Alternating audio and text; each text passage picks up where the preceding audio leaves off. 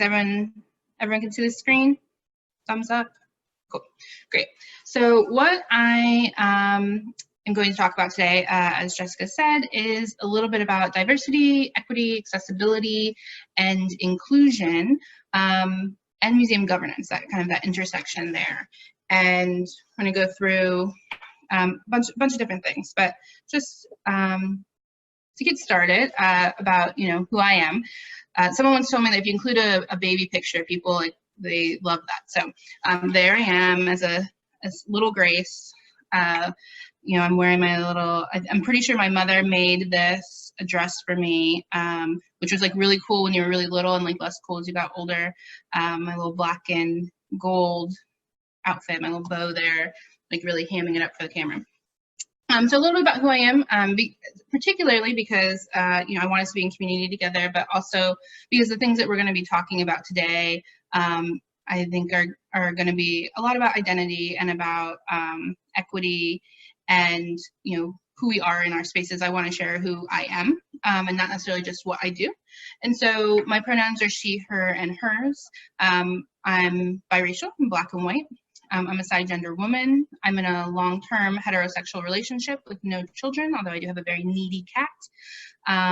And in fact, I actually have very recently gone from being in a long-distance relationship of 5 years to my partner moved down, and we moved in together for the first time into an itty-bitty little apartment in Alexandria, Virginia, and now we are practicing physical distancing, and we are spending every single moment of every single day together. So that's been a complete 180, but love. So that's kind of my reality right now, and I'm coming to you from my kitchen table office, and he is sequestered in the bedroom office. I'm also an atheist. I was raised in a Christian household, but now identify as an atheist. I'm a millennial. I'm college educated. I have my BFA from Alfred University in ceramics. And of course, I was a MAM, so I graduated from CMU, from Hines College. And I live with anxiety. I don't necessarily, I strongly identify as a differently abled individual, but anxiety is a pretty constant in my life, and it's something that I deal with and influences how I experience the world. So it's something I want to own. So that's a little bit about who I am. And a little bit about my background, how I got here very quickly, since this is not the full topic for today. When I was in Pittsburgh, I worked at the August Wilson Center. I had my apprenticeship there and then later worked there part-time in their exhibitions and programming department, where I had some fantastic mentors that I still get to interact with today, which is just, fantastic. And I'll talk a little bit more about them later. After I left Pittsburgh, I went to Memphis, Tennessee, where I worked at the National Civil Rights Museum. I was the registrar there in their collections department. And so this was during a huge renovation that they were doing. And so my job really was about bringing in new objects, accessioning those objects, working on long-term loans, and then eventually installing all of those new artifacts and artworks into the newly renovated building. So I was there for about a year and a half. And then I went to the Metal Museum, which is also in Memphis. And I started out in their collections department as their registrar and collections manager. I was there for just over 5 years. And during that time, worked my way up to be the director of collections and exhibitions, where I oversaw the full curatorial department and was part of the senior leadership staff. So did a lot of work in administration and working with the board and with our executive director, and a lot of our stakeholders. And that was a fantastic experience. Also, while I was in Memphis, I worked at an organization called The Collective, which is a Black arts organization that represents Black artists of all different disciplines, performing arts, visual arts, writers, musicians, dancers, actors. And this was a new nonprofit, and so I joined them right about the time they were just getting their nonprofit status. It was a completely volunteer position. I served as their director of strategic development. And so what I was able to do in this position was utilize a lot of the skills and experience that I'd had the privilege of gaining in my paid positions, and being able to apply that learning and work with a fantastic tribe of folks to actually get them this first building. So this is actually before it fully opened, so it still had the coming soon. I put that vinyl up on the windows. A lot of hands-on work, but super, super rewarding and important work. During that time, I also did a lot of committee work with national and local committees. I was on the, Association of Art Museum Curators. I worked with local funders to rewrite grants through an equity lens. Just really doing a lot of unpaid work. For a while, I joked that I was a professional committee joiner and overcommitted myself, which is a real risk. But I loved all the things I did. It was super rewarding, also kind of exhausting. And so when a position opened up at the American Alliance of Museums, the AM, or the Alliance, in their inclusion department as a diversity, equity, accessibility, and inclusion project manager, this was a really great opportunity for me to take all the things I'd been doing, the one paid thing and like the 17 unpaid things, and have one job. And I was really excited about that. So I applied for the position. I got it. I moved to the DC area a little bit less than a year ago, so I haven't been in the position for a full year yet, but it's been really great. And as you might notice, I went from being in these really beautiful artistic spaces to being in this office building on the 10th floor, a very different environment. And honestly, I was a little worried I was really going to miss that kind of like public interaction. Turns out I don't miss it as quite as much as I thought. It's really nice to just be able to sit and do my work. And I get to spend a lot of time in museums anyway, so that is where I am now. And the thing that I do at the American Alliance of Museums is I am running their Facing Change project and their Facing Change initiative. And so that's really what I'm going to talk about today. So I'm going to walk through our agenda, just what I want to cover today. So I want to talk about why does the Facing Change initiative even exist? Like, what was the problem we were trying to solve? Why does it matter? What exactly is Facing Change? What does it look like? How does it work? How's it going so far? How is the Facing Change initiative going? What's going well? What's going not so well? I'll be really honest, even though I know we're being recorded. And will COVID-19 impact Facing Change? And how will it impact us? I also, the Facing Change initiative is very board focused, but I also want to talk some about how you can champion equity from within an organization, whether you're, whatever leadership level you are at, and whether that's part of your job title or not. And I want to leave time for questions and conversation. And before we move on, I want to take a moment just to be honest about what some of my assumptions are as we get started. I am assuming that you came here today to talk about these issues, but I'm also assuming that you think the arts are important, that you are passionate about them, that you value them, that that's why you're in this program, that's why you're at this talk. I assume that you believe the arts are powerful. I'm assuming that you believe the arts are transformational. And I also am assuming that you believe that the arts should be for everyone. And so those are the truths that I'm starting with. And so what that means is I'm not going to spend time making the case for those arguments in this talk. We're going to start from assuming those things are true. And so I also want to just take a moment to share what my hopes are for the talk.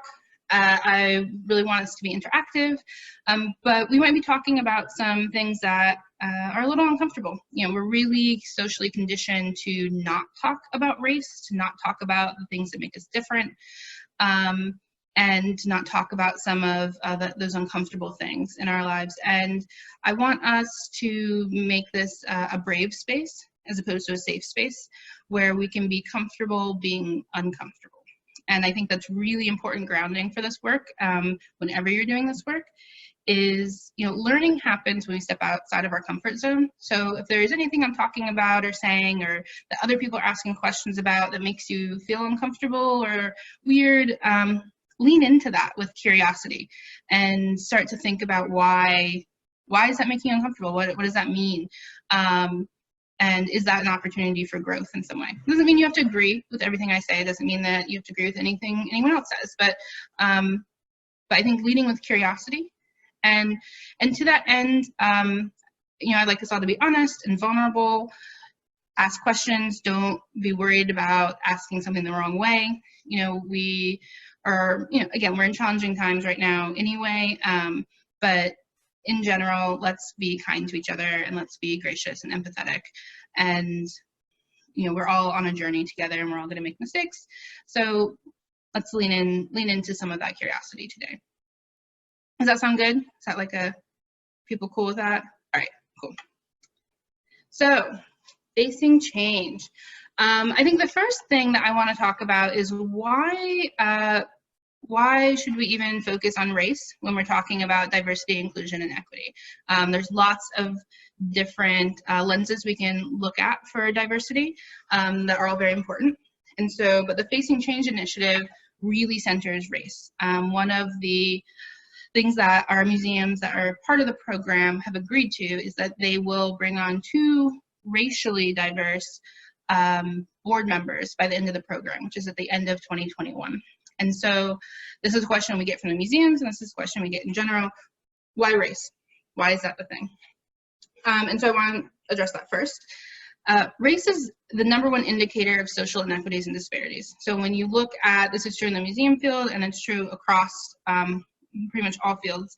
If you look at access to healthcare, if you look at access to education, if you look at indicators, around wealth gap, whatever social issue you want to talk about, race tends to be the #1 indicator. And so it's the thing that we want to focus on. The other thing that we know is that when race is not explicitly included and centered in diversity work, it is often the first thing pushed off the table. And it's because it's the thing that we're most socially conditioned to be uncomfortable talking about. It's the thing that's hardest to talk about, it's hardest to address, and so it's the last thing we want to deal with. We see this in affirmative action research.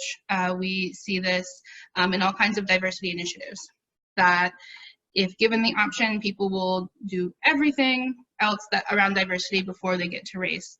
And we've seen this with the museums already, that those questions have come up. Well, yeah, we may be an entirely white board, but let's talk about gender. I'm a woman, I think gender is very important, but usually when people talk about gender without centering race, they're still not really talking about me. So race, we have to say it explicitly for it to stay, for it to stick. The other thing that we know is when we look at equity through a racial lens, that kind of universal design allows us to be inclusive in a variety of ways. And so we start there. How are our museums doing, do you think? So I'm gonna make sure I have the chat up here. How many, in percentages, how many museum employees do you think are non-white, people of color? And of course, we're grouping all people of color into one category. We're not just saying, our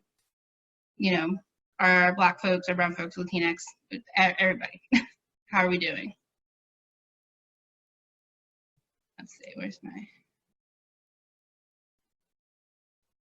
all right, we got some guesses. All right, let's see what we think. 28%. 28% of museum employees are folks of color, non-white. All right, so that's overall, right? That's including all levels of the museums. How many museum educators are non-white, are people of color? So these are the people that are, often, most often interacting with the public, teaching, doing our school tours, deciding how information is interpreted. What do we think?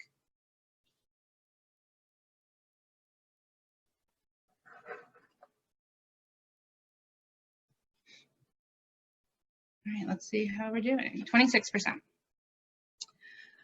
How many museum curators? People of color. So people making decisions about the art that's collected, the art that's shown. What's the stories that we're going to center? What do we think? 16%. All right, we're seeing a pattern here, right, as we move up through leadership. So how many museum directors, how many executive directors, CEOs, non-white, people of color, all grouped into one? 7%. So that means that we have 93% of our museum directors are white. How many museum trustees, right? So at the board level, we're at 11%. If you look at museum board chairs, we're back to 7. So these are really low numbers. These are museums are actually farther behind than other nonprofits in the field. They're slower moving, and they're lagging. And so what that also tells us is that this is a real issue for our museums. And and comparatively, across other indicators, we do have museums doing a little bit better. So when we look at, how many board members, for example, are women, we're at 45% are women. So, when we look at how many museum directors are women, we're at 62%. So not that we don't have issues on all other kinds of things, and we should keep those in mind, absolutely. But we are really behind racially for our museums. What we also know is that 46% of museum boards, almost half of our museum boards, are 100% white, completely white. That's huge, and that does not reflect the demographics of our country. And since our museums are here to serve the public and to serve their communities, we have an issue here. So next thing, why focus on the board level? Museums and arts nonprofits in general are doing a lot of work at the staff level, to think about and to center diversity and inclusion. So why the board level? I think we go back to board governance, and trustees are responsible for museum governance, and that includes the hiring and evaluating of the executive director, who is also going to be responsible for setting a lot of the direction of our organizations. They are approving organizational budgets and expenditures that happen outside of the budget. So they're letting us know where our resources can be allocated. They're also creating organizational strategic plans, and they're evaluating those outcomes. So if we're not writing down what's important to us, this is where that happens. The board has that role. And then often trustees are serving on committees that give them influence over programmatic areas as well. So in museums, we're talking about collection committees. They are getting to vote on what objects are being brought into the museum. They might be on exhibition committees, development committees, marketing committees. They are having some influence in programmatic areas outside of just what the staff is doing. One thing that I really love when Lonnie Bunch has said, and Lonnie Bunch has been heading up one of our diversity task force at AAM, he says, museums are only as talented as their staff, but they can only go as far as their boards allow.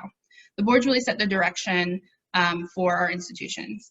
And when we study cultural competency indicators and we start to measure cultural competency in our museums, the other thing that we're seeing is that even if we're measuring at an individual level, our collective museum staffs are not operating at a higher level of cultural competency than their leadership. And so whatever their personal capacity is, they're not operating at a higher capacity than what their leadership operates at. Never. And so leadership is really setting the tone for what is acceptable behavior and goals and plans for our institutions. And so it was really important for us to go to that highest level of leadership.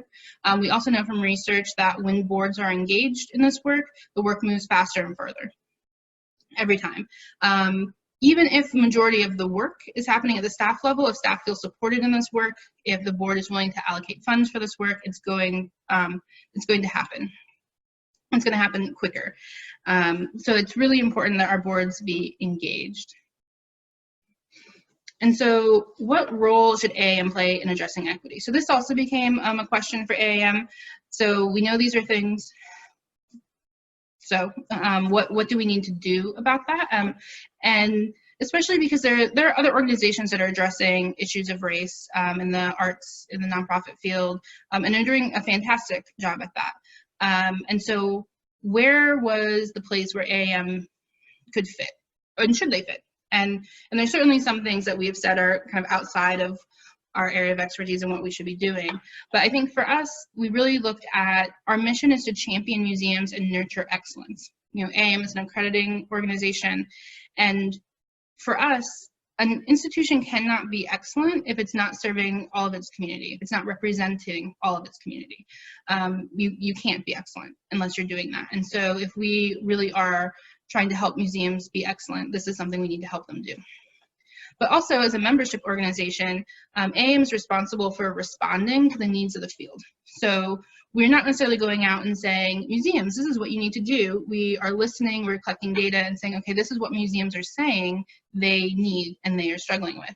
And so what we found from our Leading with Intent survey is that 64% of museum directors are dissatisfied with their board diversity.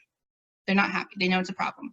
57% of museum directors say it's important to increase their board diversity. This is important to them fulfilling their mission and being relevant, but only 10% have any kind of action plan.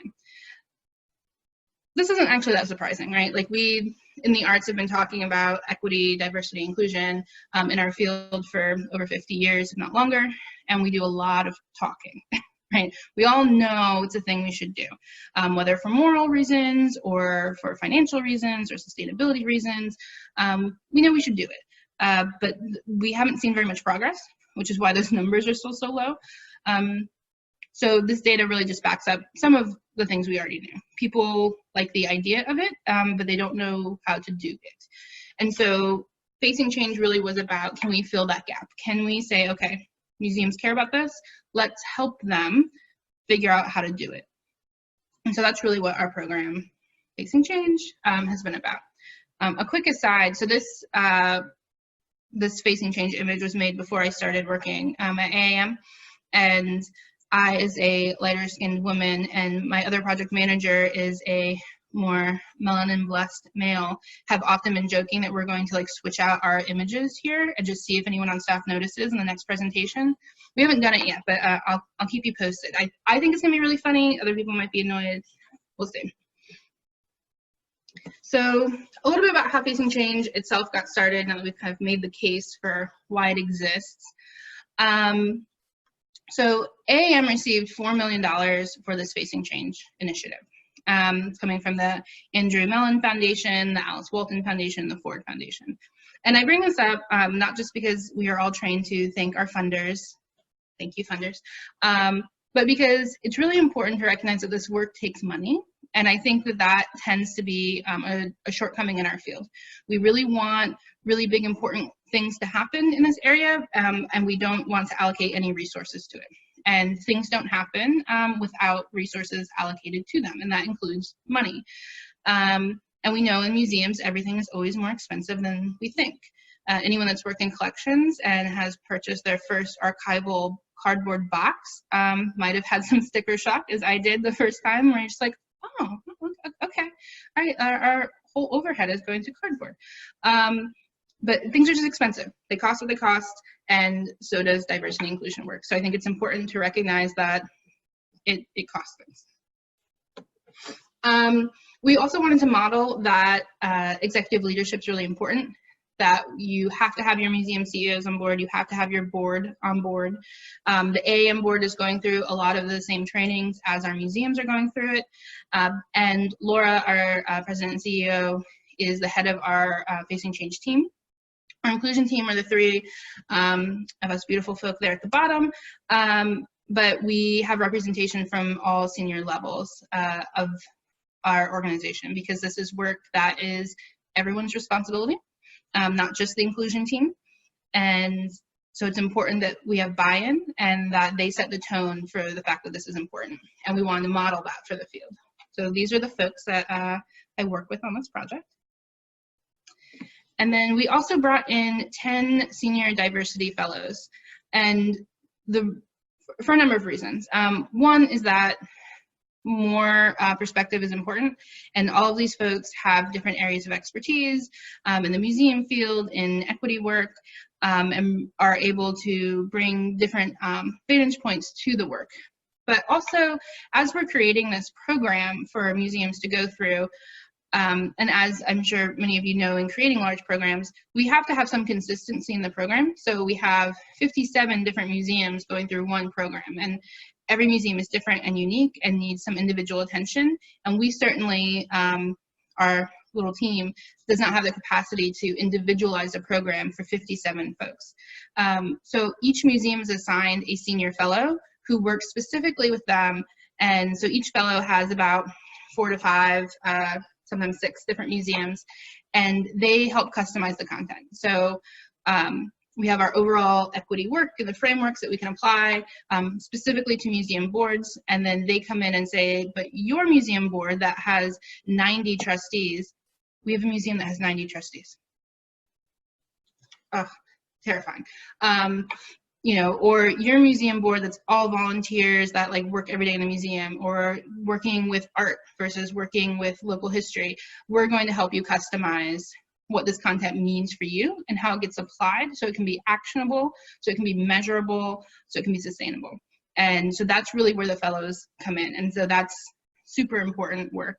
As we all know, every museum thinks they're a unique, beautiful unicorn, and they are. Beautiful, unique butterflies. But also equity work is equity work. And so at the end of the day, the overall concepts apply. How you get them into like your very specific needs may be different. So we want to make sure we are addressing that issue. We had over 50 museums were selected for the pilot program. I included pilot program in here because A, it's a pilot program, but also 50 museums in 5, it's actually 6 cities, because Houston and Dallas are very far apart, and I don't know why they decided that was going to be one hub city, because it's not. That's a lot of people to pilot a program.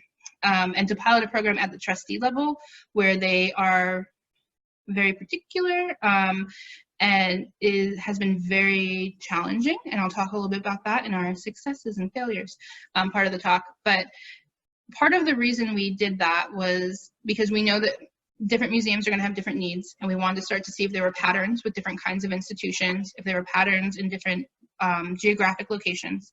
But also because if AAM is going to do this at scale for the nation to move the whole country forward, we had to figure out how to do it at scale. And instead of figuring out what are the unique things for dealing with 10 museums, which some days I think still might have been preferable, what are the things that happen when you have to do a program like this that's very intimate, that's very vulnerable? What happens when you are doing it with a lot of people? What are the things we need to learn? How do we need to fix the program so that we can address those things early in the program and not in round 3 or 4? So that's why we're doing that. It's a huge challenge, but we are learning a lot of those things. So how is Facing Change doing so far? So I'm going to start with some numbers. And part of the reason I'm going to start with numbers is because that's originally how we started measuring our success. And we've shifted from that a little bit. But when the grant was first written, which was before I started, the metrics that the funders had set out were very output based. And so they really wanted to know that this number of museums were engaged, that this number of trustees were going to this many hours of trainings. And so here's that information for our funders, and it's big. We had hundreds of participants. You know, I think our total number was like 1,664 trustees and museum leaders. It's a lot of people across a large area. And these are the different things they were engaging in. They were attending webinars, they were attending in-person retreats, they were doing IDI, cultural competency assessments, and then just their overall engagement. We had them doing distance learning, whether they were having calls with their fellows or doing those online assessments, attending those webinars, doing readings and other homeworks. And then they also had their in-person work that they were doing, which was like a lot of individual reflection and evaluation, networking, building community, small group work within their museum as one organization, and then large group work within like their hub city. So all the museums in Houston, all the museums in Chicago. And so this is a lot of work and a lot of time and commitment. And so it's worth noting, I think it was a success to coordinate that. When I started on June 17th, the project was a little bit behind schedule, and so our job was to get it up to speed, which meant getting all of the museums selected and contracted by June 30th. in the middle of onboarding. So just like a very, very fast ramp up. So this it was an accomplishment. This, I think, was a success. But we learned a lot from our mistakes. I think people sometimes are afraid to talk about their mistakes and their shortcomings in this work. No one wants to admit when they're wrong about things or when their assumptions were wrong. But we made some mistakes, and we will keep making mistakes because this work is emergent and challenging, and we're figuring it out. Some of the big things, besides the fact that maybe we should be measuring outcomes instead of outputs, and what that does for our metrics and how we measure success, was just in some of the processing. Our trustees are not staff. And I think we kind of entered in with the expectation that we could interact with them similarly to how we interact with staff, but they're not staff. They're not there all the time. You know, most trustees are, you know, interacting with their museum maybe 4 times a year for an hour, with a very tight agenda, sometimes over a phone call. So there aren't as many touch points, which means communication is very challenging. So, and it also means it takes a lot longer to coordinate with your trustees. So while I might be able to send something to a museum staff member and say, hey, can you get this turned around for me in a week or in 2 weeks? And they're like, yep, we're used to doing things really quickly because I'm at the office all day. That does not work for trustees. If you need your trustees to do something, you need to make sure it's on the agenda for their meeting that has been scheduled 18 months ago and that they are prepared. So some of our challenges was trying to do this really fast ramp up, and that ended up putting a lot of burden on our museums that were in charge of the logistics for their trustees and for their board. And so that was the thing that we learned. Museums are also very, very, very protective of their trustees. And that was the thing that I knew it. But what that looks like in practice is that despite the fact that the trustees are the participants in the program, I do not have any direct contact with the trustees because I don't have permission to communicate with them. Some museums are a little bit more lax on that, but when you start talking about museums that have $1 million donors, they're not going to give you their phone number. They're not telling you their email, which means that now all communication also has to be filtered through the museum, needs to be translated into their communication style, into both the language of how they communicate, but also the process.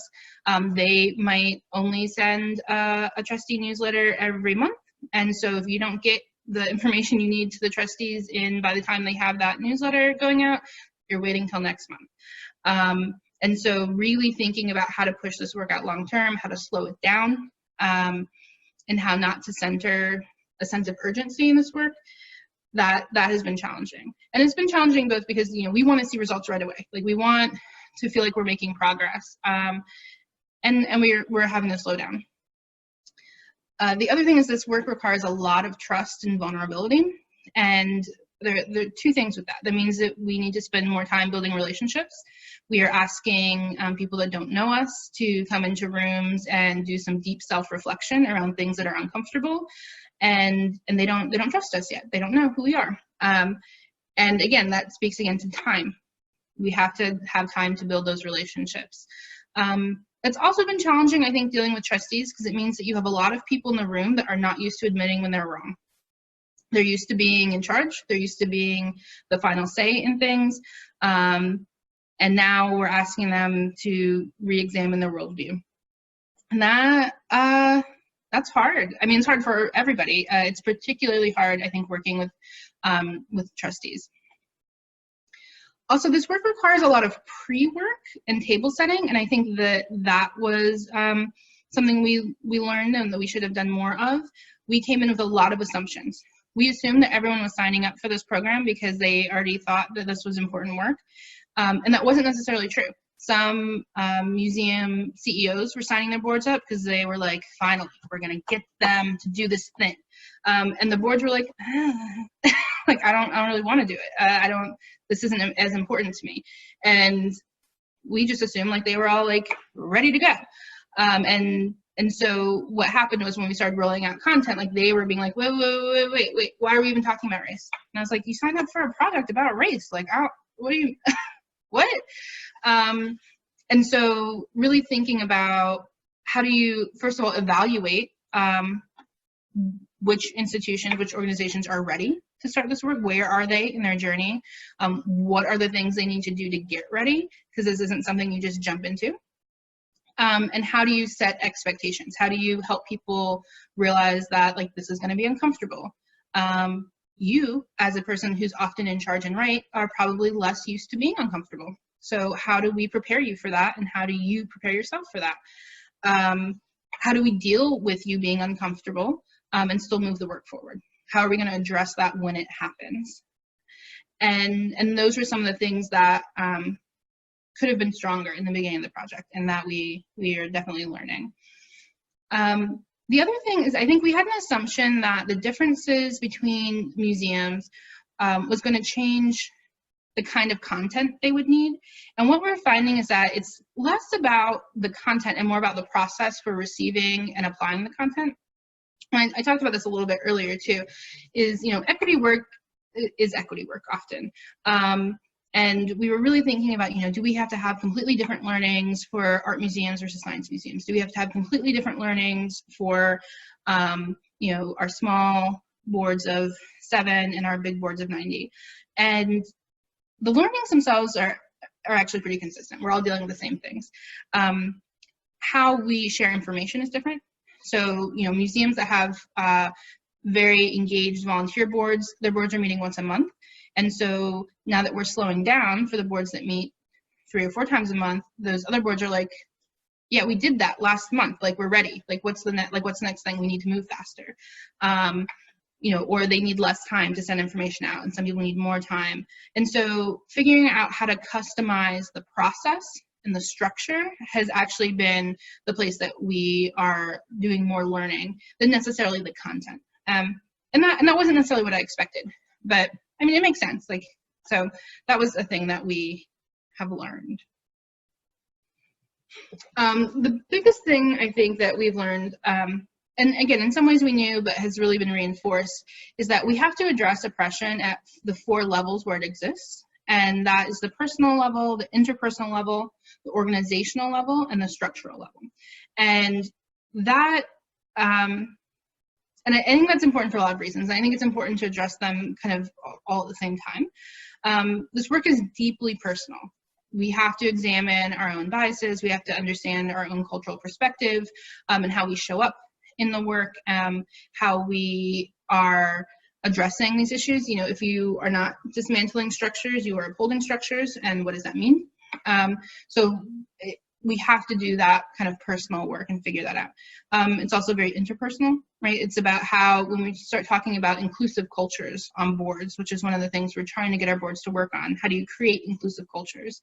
Because it's not enough just to bring on diverse people if they feel really uncomfortable once they get there and they all quit, which is a thing that we're seeing in the field. You know, prior to the project, people might be able to get some folks of color on their board, but they're not staying. And why is that? And so that's a cultural issue. And so that's speaking to that interpersonal piece. But then we also have to start addressing organizational, structural issues. What are the things that we assume are good that maybe are barriers? What are our policies? What are our practices? How are we engaging, both as a board and as an organization? And then finally, you know, looking at structural as like a field-wide perspective. And, you know, and that's when we really started thinking about, you know, what is AAM's role in helping address all of these things? And, you know, at the structural level, we have a diversity task force that Lonnie Bunch is the head of, where we are looking at how do we embed equity into museum standards of best practice? How do we embed it into the accreditation requirements? How do we start to hold institutions accountable? You know, and there was a lot of conversation, you know, the task force has been meeting and is working on a report about, you know, do we have a separate track? Because those of you that are familiar with AAM's museum standards, you have your, you know, financial sustainability, museum governance, you have, you know, collection management, and do we have another one that's diversity, equity, inclusion? And that's an option. You know, I think there's something about like naming a thing and being like, it deserves its like full attention. Or do you embed that into everything? Can you be excellent at collection stewardship if your collection is not diverse and inclusive? And is it really excellent? Can you be financially stable and sustainable if you are not addressing equity at that level? And so how can we embed these standards? How can we start to say that we're going to hold the field accountable for these things in all areas? And so that's another part of facing change that we are working on, and that all of these things are important together, because you really can't address one without the other. You can be as culturally competent and woke and kind as you want, and if you are still working in an organization that is full of barriers and systemic oppression, it doesn't matter. Like, we still have issues.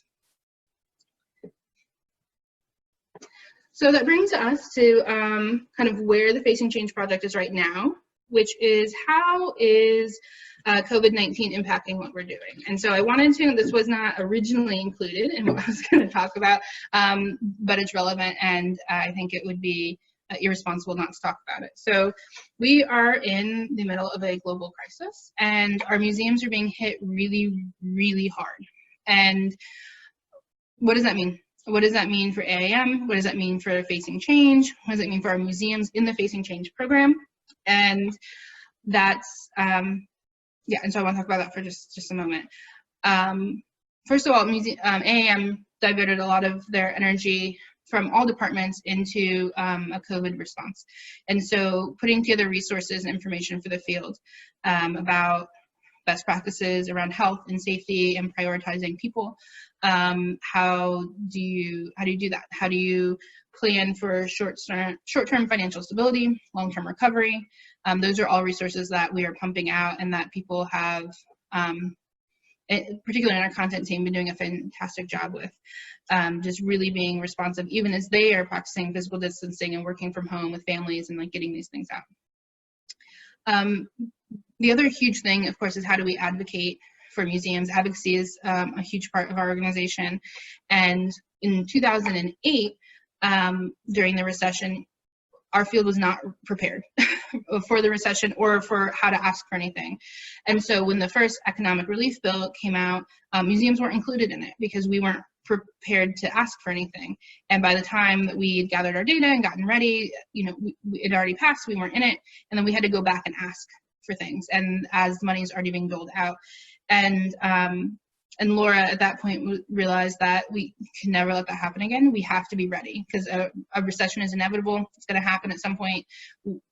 What can we do to be prepared? So AAM was prepared as an organization and did a lot of work to recession-proof them as an entity, but also has been very diligent about collecting data about the financial health of the field, of institutions, of understanding who was going to be the most vulnerable during this time, of what that looked like.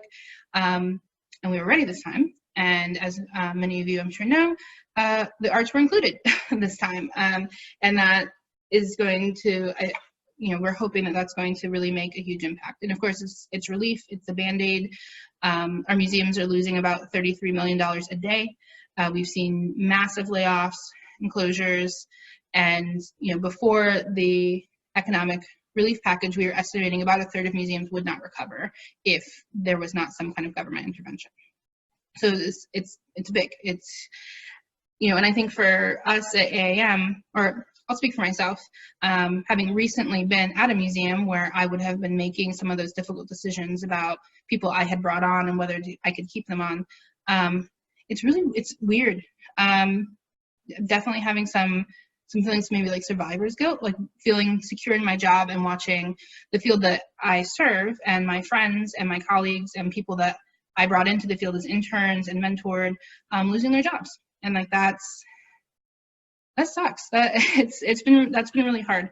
And so a lot of what we've been doing right now is how do we be responsive? What can we do to help? And for Facing Change, you know, we've been having a lot of conversations about how this impacts our museums in the Facing Change program. What is their capacity right now to do anything, to do work? One thing that is in some ways a silver lining is that we're dealing mostly with boards, and despite where staff retention is at this point, the boards are still working. They are still having to figure out how to govern these institutions. And so one of the things that we are doing is we are pushing forward with the Facing Change program, recognizing that different people might have to step away at different points, that they're going to be impacted, that there are going to be some very logistical challenges around people's time and capacity just staffing wise to do this work. But it's also really, really important that we don't abandon equity the moment things get hard. And I don't mean that to trivialize how hard things are. They're really hard. And I think that these are the times where equity is even more important, and it's important to practice. A lot of the things that we have, a lot of our culture that we assume is just normal, that we don't recognize maybe as white dominant culture or as culture at all, becomes evident during crisis. You know, the chinks in the armor become a lot more seen, as we've seen across our country during this time. And that's true for organizational culture as well. And so in some ways it lends itself to identify where are the weak spots and what do we do about them. And so these are some of the questions we're asking our museums to think about as they prepare, as they move through their plans for what to do, as they create new policies. What assumptions and values are embedded in this policy plan or response? You know, we start out with some things that we just assume are good, and we don't question them because we're trained to assume that they're good. And this is, honestly, you can apply this to any policy. It doesn't have to be emergency-based policy. This is true for anything. We assume that asking people for references is good, right? Because it tells us information. What are the assumptions in there? Are we missing something by having always believed that this thing is good? How does this current situation, the issue that's impacting people, how does it impact people differently based on their differences? And because as much as we are all in this together, we are also all impacted differently by this. And some people are more or less vulnerable and are facing different types of challenges. And it's really easy when we are scared and we are panicked to assume that our experience is universal. And so what we would want in this space must be what everyone wants, and what we need in this space must be what everyone needs, and not to take the time to slow down and really consider that. And when a crisis requires a quick response, it is a challenge to practice taking that moment to make sure that you are making the right decision and that you aren't reverting back to the way you've always done things, right? Because that's comfortable and you can do it, and so that's what you're going to do. Still finding a way to ask these questions. Who or what is benefiting during this time or by our particular plan? Who is our plan helping? And then on the opposite side of that, who is going to be most marginalized in this moment and by this plan, by this process? Who's being left out of our response? We've seen that, again, across the country in our digital divide, there was an assumption that everyone can just get online and we can continue business as normal online. Not everybody has access to online offerings. Not everybody has computers at home. If people have more than one child at home, does not mean that every single child has a laptop they can use. So now what? What about communities that just don't have great cell phone access and infrastructure and can't handle that kind of bandwidth? Are we pumping out content that's not reaching people? And who are those people and what do we do?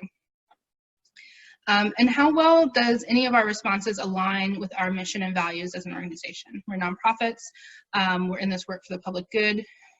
Let's keep that in mind. And all of this is to say, you're still going to have to make hard decisions. And it might be that you don't have a solution and you don't have an answer. But you need to own that. You need to recognize that. I think it's important to understand that that's happening. And so that you, at the very least, are aware of where those places are, so that you can start to think through them, so you can start to find solutions, and that you aren't kind of caught off guard that you have sections of your community that are, even in your best efforts, even with all of your good intentions, are still being missed. So these are some of the questions we're asking museums to think about in their crisis response. Grace, I just wanted to, I had told you I'd give you a heads up when you have 20 minutes left because we get Okay, into these things and they go so fast. We sure. have had several great questions go, we would go back in the chat and we could get the people to read them out, or I could read them out for you. I know you Okay, have a few more minutes, but I just sort of, we have about 15, 20 minutes, and that's all. okay, cool. So I have one slide left, and I'll move to it right Oh, now. And then this will lead us right into questions. So we talked a lot about boards, we talked a lot about leadership, and the reality is that not all of us are going to be on boards right away, or not on boards. Some of us are. Some of us might have served on boards, are serving on boards. But how do we champion equity at all leadership levels? And this is really important. You can be an advocate for equity no matter what your position is in an organization, no matter how much authority you have, and whether the EAI is in your title or not. I think I did just as much work towards equity without those letters in my title. And so here are just 10 things that I've had experience with and I've done. There are 100 of things that you can do, but I'm just going to go through these very quickly. Encourage executive leadership to prioritize equity. Ask about it in your interviews. Ask them to take on things when you see them. Ask them to participate. Leadership's used to delegating work. This is not something they can delegate. They have to lead by example. This is not something they can just send the one black or brown person to take a class, or they need to go. Leverage management of board committees. So I ended up having a lot of interaction. I ran the collections committee, and so this is a place where I could advocate and encourage equity and get people to think about it, and then they took that back into their other committees, and that was really helpful. Seek out allies, whether they're trustees or funders or stakeholders. These are people that your executive director will listen to, the other trustees will listen to if they don't want to listen to you. Make friends, build those relationships, and then get them to do that on your behalf. There are definitely times that I called board members and was like, hey, could you let me bring this up in a board meeting? Like, I'm not going to be in the board meeting, but we've talked about it. And they've said yes. There's times where I've asked donors or artists that have been super engaged in an organization to write a letter to a committee that they're on saying that this is important and they need to think about it. And it worked, right? Like, it hits different coming from someone else sometimes. Be prepared to make the business case. I add this in here because it's a hard one for me. I want everyone to do the right thing because it's the right thing. I want you to care about equity and diversity because it's the moral imperative and you want to do that. The truth is not everybody cares. And so sometimes you have to be prepared to convince people to do it because it's the financial sustainability thing to do. Our demographics are changing and you cannot support your organizations if you only are getting donors that are old white men. You can't. And they might care about that more. Grantors are limiting grants if you are not diverse and equitable. You might have to make that case and it might feel icky, but sometimes you gotta do what you gotta do. Practice equitable hiring and evaluation. Hiring interns, hiring anyone, ask the questions in your own interviews. Embed equity goals across departments. This is not the work of the inclusion department or the chief diversity officer. This is everybody's work. This needs to show up everywhere in an organization and all be in it together. Support your coworkers, interns, volunteers, artists of color. So whether you are a person of color or not, sometimes that looks like standing up and talking. Sometimes it looks like sitting down and shutting up. Be an advocate, be an ally, be an activist. Disrupt and dismantle oppressive practices. And so those are things that if you recognize them, disrupt them. Figure out what things are actually white dominant culture, and who does that disenfranchise? What is perfectionism? Something that's actually just a cultural norm, or is that rooted in something else? And can we find ways to disrupt it? Take responsibility for your impacts, not just your intentions. This is was a big learning for me.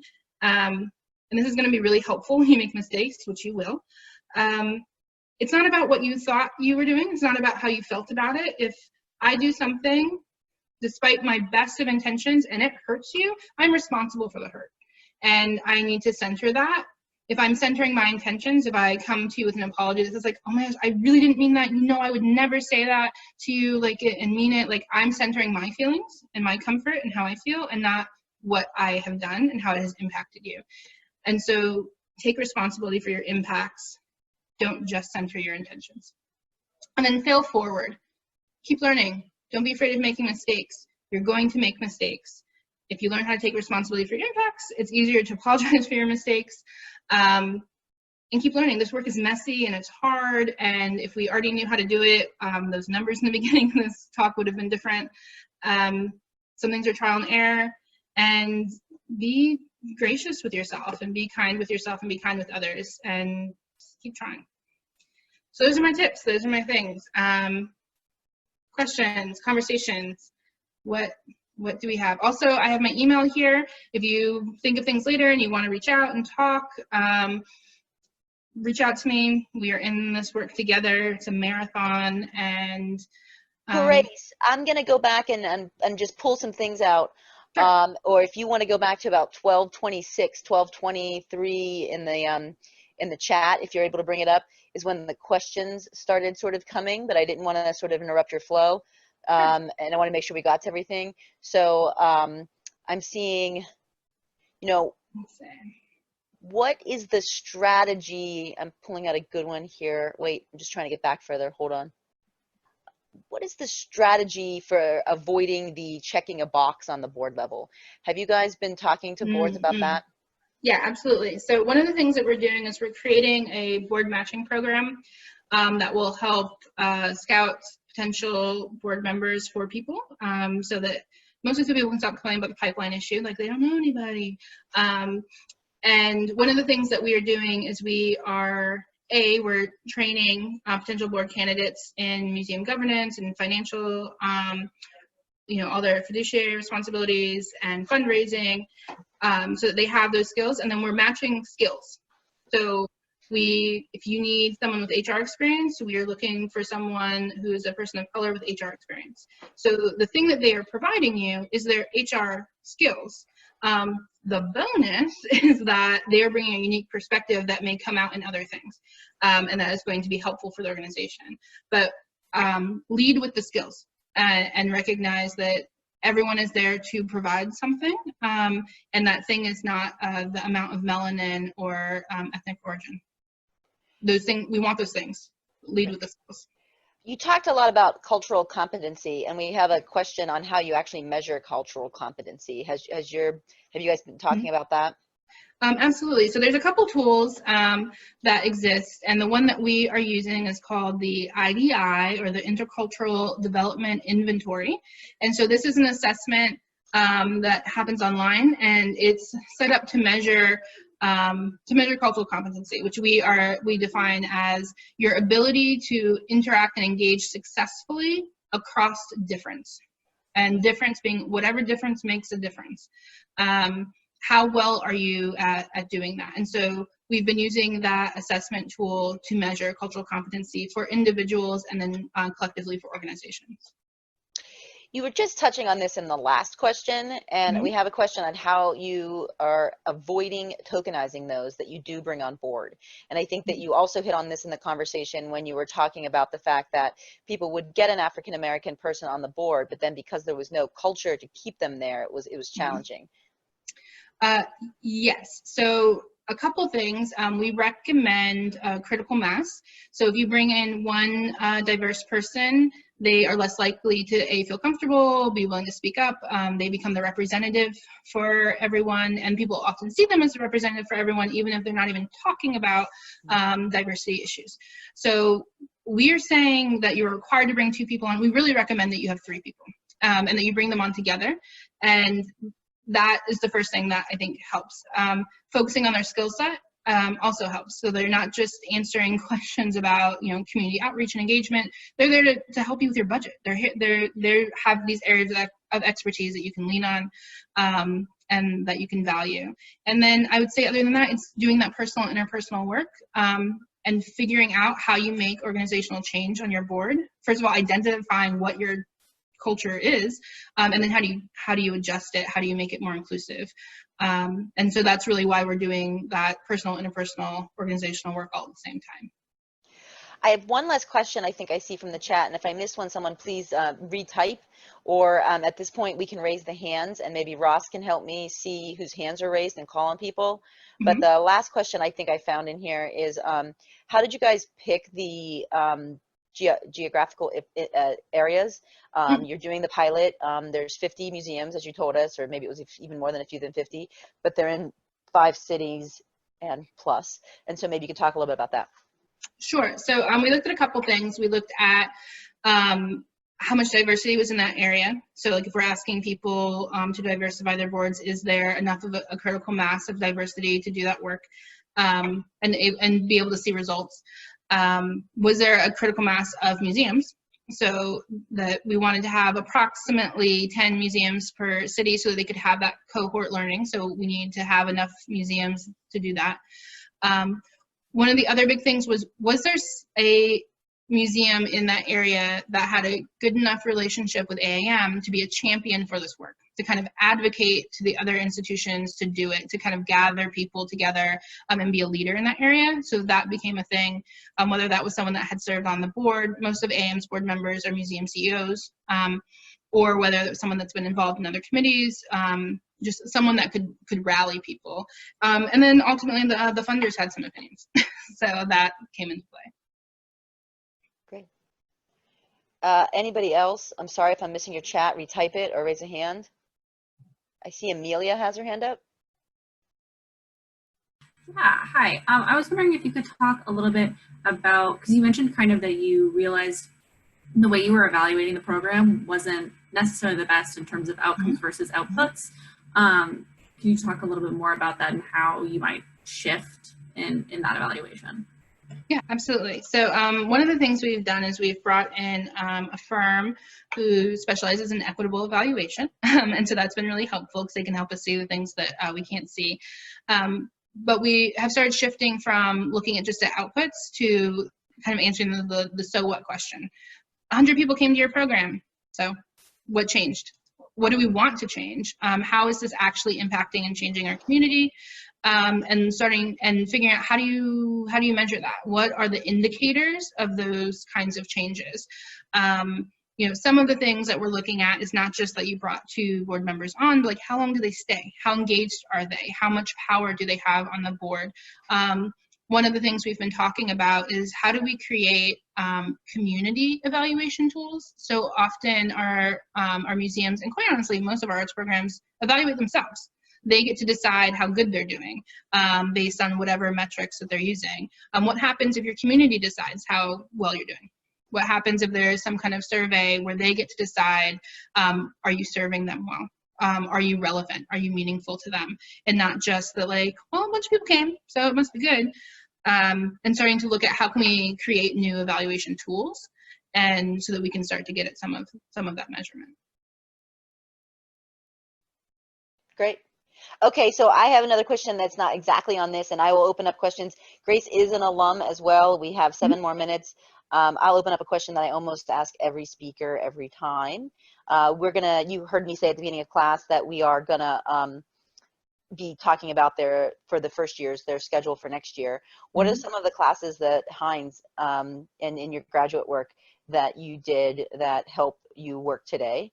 And what are sort of anything else that you remember during your experiences here that you would advise people do, people don't do? Just a little bit of sort of like in college advice at this moment. Sure. Yeah, I can't really think of a class that I took that I have not in some way found useful. I didn't find them all useful right away. There are definitely some classes that I was like, this, I'm never going to use this. And now 5 years later, I'm like, thank God. Like, so overall, I think it's hard to pick out some. Right away, things I used, my law class, I negotiate a lot of contracts. I did that right out of school, and I do that now. Now I do it at a much bigger level. Negotiating, $1 million contracts is like insane. Super helpful. I've been able to catch things in contracts that have saved AAM a lot of money and a lot of problems, and that's been great. Negotiation. Everything is a negotiation. Everything. Yeah. Your own salary. Negotiating that you want your boss to care about equity and give you money to go to a training and go to the training themselves. Like that's a negotiation. Always good. It's a great life skill anyway, but it's always going to be helpful. negotiating for your own well-being is a thing we're not good at, and outside of just our salary, it's a good skill. Anything financial related, like financial analysis, super helpful. I think right now, as we're going through a really scary financial time, being able to look at my own organization's 990s and financial statements, and our accountants have been really great about talking through all of those things with us, but like knowing what they're talking about has made me feel less panicked and have a better understanding of what's going on. So, and in general, always helpful. Great.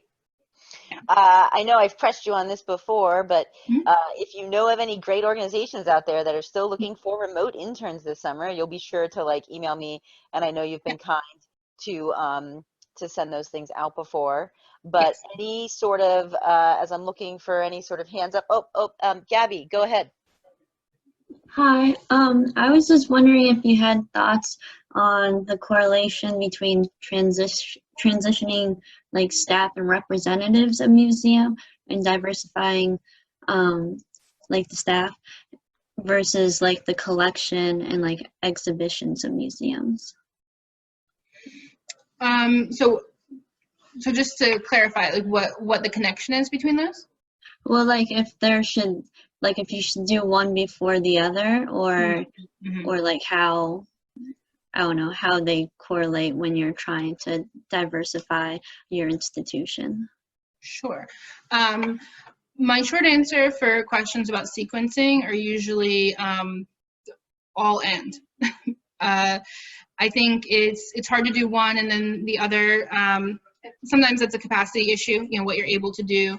It's a chicken or egg thing. Do you get more diverse people in? Do more diverse people want to join you if they're not represented in your exhibitions? I think you try and do both as much as you can. I think there are ways that you can create inclusive and welcoming spaces as you're seeking out new staff.